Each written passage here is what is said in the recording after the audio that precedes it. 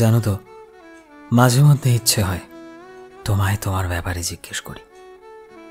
আমায় ছাড়া তোমার জীবন কেমন যাচ্ছে সে কথা তোমায় জিজ্ঞেস করি। তুমি কি সহজেই ভুলে গিয়েছিলে আমায়, নাকি আজও আমায় মনে করো? এটাও আমি তোমায় প্রশ্ন করব।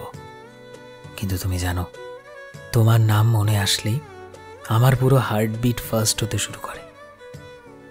আজও তোমার নামের মেসেজ বক্সে গেলে আমার হাত কেঁপে ওঠে, কারণ আজও তোমার মেসেজ বক্সে তোমার দ্বারা অবহেলার অপমানের সমস্ত মেসেজ আমার সামনে চলে আসে।